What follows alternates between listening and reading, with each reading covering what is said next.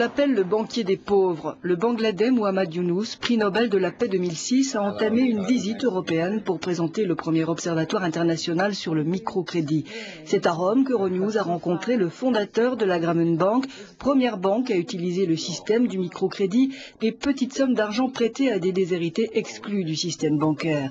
À ce jour, 100 millions de personnes dans le monde ont pu profiter de 6 milliards de dollars de microcrédit. Muhammad Yunus répond à nos questions.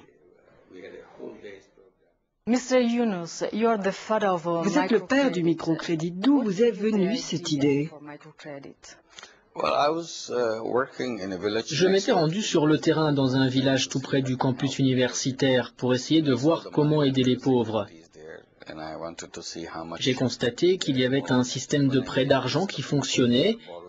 J'ai voulu savoir combien de personnes étaient concernées. Et quand j'ai fait la liste des gens ayant emprunté à des usuriers, j'avais 42 noms. Et le total emprunté était de 27 $.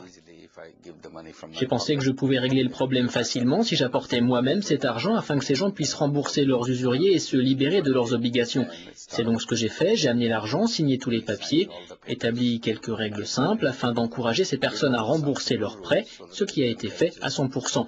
C'est comme ça que tout a commencé. C'était en 1976.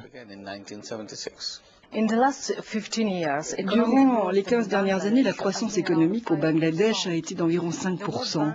La Banque mondiale estime qu'elle est due à la libéralisation des échanges et à l'augmentation des exportations. Elle ne fait aucunement mention du microcrédit. Pourquoi cela? Pensez-vous que le monde économique sous-estime le microcrédit? La manière habituelle de mesurer le produit intérieur brut ne porte pas suffisamment attention au secteur mineur. Le microcrédit est un phénomène nouveau, il n'apparaît pas dans les données du produit intérieur brut autant qu'il le devrait. Pensez-vous que les différences culturelles jouent un rôle dans le développement économique? Certains aspects culturels peuvent apparaître comme un frein au développement économique, mais le développement économique, c'est un processus de changement, et la culture évolue au fur et à mesure que vous avancez. Ce que je veux dire, c'est que la culture s'adapte, ce n'est pas statique, la culture est un phénomène dynamique. Vous vous êtes montré assez critique à l'égard de la politique agricole commune de l'Union européenne. Que proposeriez-vous comme alternative à cette politique?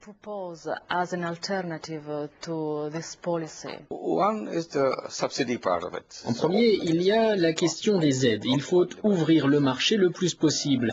Nous parlons de libéralisation, mais nous continuons avec les aides. Ce qu'il faut, c'est que, dès que possible, les produits agricoles des pays du tiers-monde puissent arriver en Europe. Cela aidera ces pays à développer leur agriculture et à exporter leurs produits en Europe. C'est l'alternative que je propose.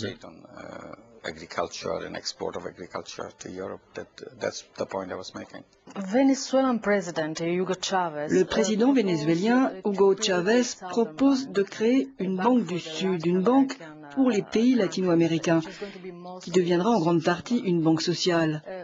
Que pensez-vous de cette volonté d'autonomie politique et économique? Et pensez-vous que nous aurons la même chose dans quelques années en Afrique ou en Asie du Sud-Est?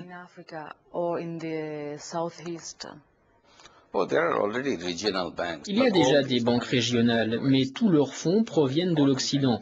Le point important sur lequel vous mettez l'accent, c'est celui de l'argent provenant du Sud, d'un fonds propre. Je crois qu'avoir ces fonds propres pour pouvoir créer sa propre banque et permettre de développer sa région, c'est un pas très important. Pourquoi, selon vous, c'est le prix Nobel de la paix que vous aviez obtenu et non pas le prix d'économie? Ces 14-15 dernières années, tout le monde me disait que j'allais obtenir le prix Nobel. Certains disaient que ce serait le prix Nobel de la paix, d'autres celui d'économie. Et puis finalement, en 2006, c'est le Nobel de la paix qui a été décerné. J'ai été très heureux que cela en soit ainsi. La paix est un sujet qui touche tous les peuples du monde. Elle interpelle tout un chacun.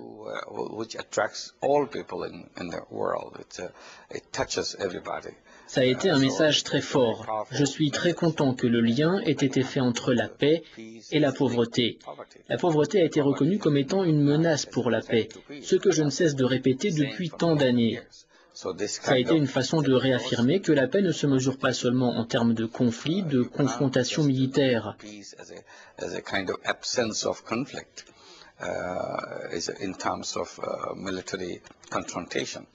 La paix, c'est beaucoup plus large que cela. La paix concerne aussi la vie des gens dans la société. Et des coups de projecteur tels que le prix Nobel sont là pour insister sur le fait qu'on doit porter énormément d'attention à la question de la pauvreté. Thank you a lot, Mr. Yunus. Thank you.